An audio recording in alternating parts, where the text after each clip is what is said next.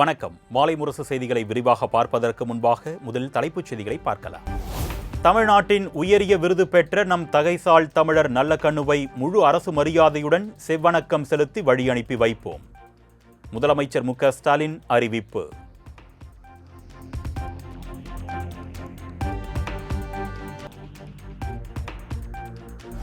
நல்லக்கண்ணு மறைவு தமிழ்நாட்டுக்கும் தமிழ்நாட்டு மக்களுக்கும் பேரிழப்பு என்று காங்கிரஸ் கமிட்டி தலைவர் செல்வ பெருந்தகை பேட்டி. நல்லக்கண்ணுவை கௌரவிக்கும் வகையில் மத்திய அரசு பாரத ரத்னா விருது வழங்க வேண்டும் என்றும் கோரிக்கை.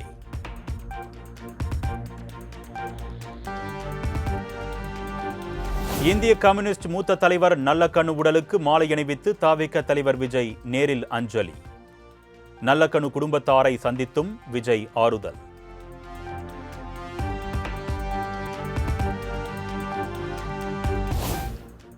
ஆட்சிக்கு வந்தால் 15 லட்சம் தருகிறோம் என்று பிரதமர் கூறியது போல் தற்போது வெரைட்டியாக எடப்பாடி பழனிசாமி வடை சுடுகிறார்.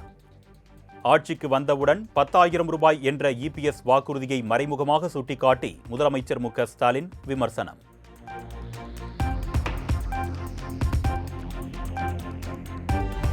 மத்திய பாஜக அரசு தமிழ்நாட்டுக்கு எதையும் செய்யவில்லை என்று முதலமைச்சர் மு.க. ஸ்டாலின் குற்றச்சாட்டு.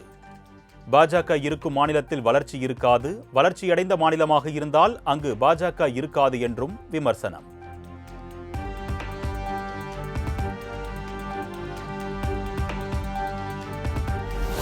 நாகர்கோவிலில் பல்வேறு முடிவுற்ற திட்டங்களை தொடங்கி வைத்து நலத்திட்ட உதவிகளை வழங்கினார் முதலமைச்சர் மு.க. ஸ்டாலின். 294 கோடி ரூபாய் மதிப்பிலான 1237 புதிய திட்டங்களுக்கு அடிக்கல் நாட்டினார் முதலமைச்சர்.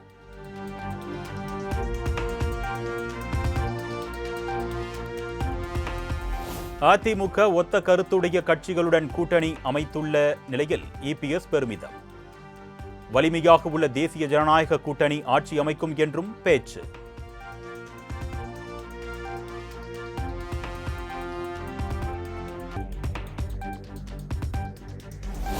வரும் சட்டமன்ற தேர்தலில் அதிமுகவுக்கு ராஜ்யம் கிடைக்கும், திமுகவுக்கு 0 தான் கிடைக்கும் என்று எடப்பாடி பழனிசாமி ஆரூடம்.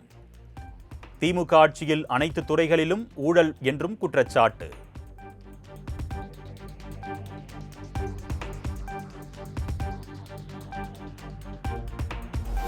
ஆசிரியர் தகுதி தேர்வில் மாற்றுத்திறனாளி தேர்வர்களுக்கு குறைந்தபட்ச தகுதி மதிப்பெண் 40% நிர்ணயம். பள்ளிக்கல்வித்துறை சார்பில் அரசாணை வெளியீடு.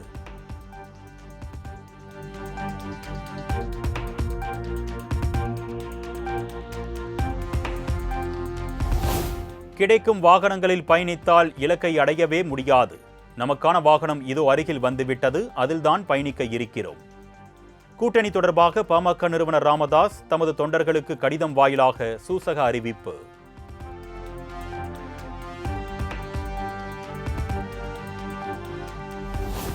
பாமக கட்சி பெயர், சின்னம், கொடி ஆகியவற்றை பயன்படுத்த அன்புமணிக்கு தடை விதிக்க கோரி ராமதாஸ் வழக்கு. தேர்தல் ஆணையம் அன்புமணி பதிலளிக்க சென்னை நகர உரிமையியல் நீதிமன்றம் உத்தரவு.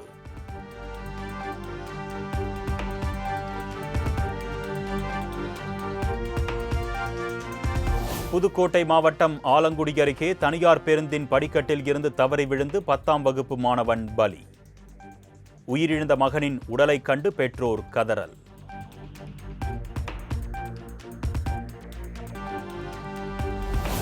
இரண்டு நாள் பயணமாக இஸ்ரேல் சென்றடைந்தார் பிரதமர் நரேந்திர மோடி. இஸ்ரேல் அரசு சார்பில் பாரம்பரிய முறைப்படி சிவப்பு கம்பள வரவேற்பு.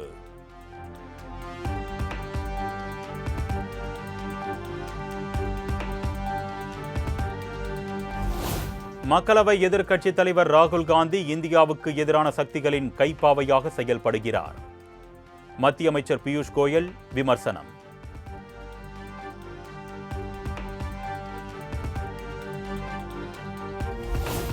கேரள சுகாதாரத்துறை அமைச்சர் வீணா ஜார்ஜ் மீது தாக்குதல். மாணவர்கள் போராட்டத்தில் ஈடுபட்டுக் கொண்டிருந்த போது தாக்குதல் நடத்தப்பட்டதால் பரபரப்பு.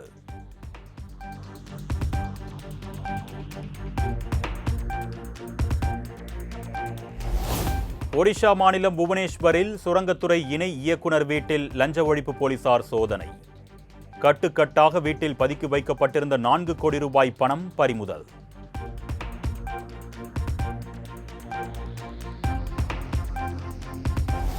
மகாத்மா காந்தி ஊரக வேலைவாய்ப்பு உறுதி திட்டத்திற்கு மாற்றாக கொண்டுவரப்பட்டுள்ள விபிஜி ராம்ஜி சட்டத்திற்கு எதிர்ப்பு.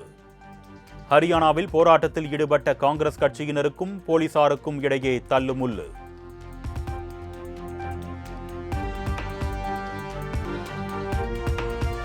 தங்கள் நாட்டு பொருட்கள் மீது அதிபர் டிரம்ப் ஒருதலைபட்சமாக விதித்துள்ள வரியை கைவிட சீனா வலியுறுத்தல். அமெரிக்காவுடன் மற்றொரு சுற்று வர்த்தக பேச்சு நடத்த தயார் என்றும் சீன வர்த்தக அமைச்சகம் அறிவிப்பு.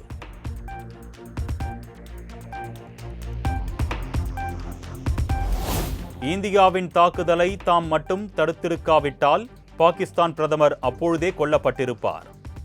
அமெரிக்காவின் செனட் அவையில் உரையாற்றிய அந்நாட்டு அதிபர் டிரம்ப் பரபரப்பு கருத்து.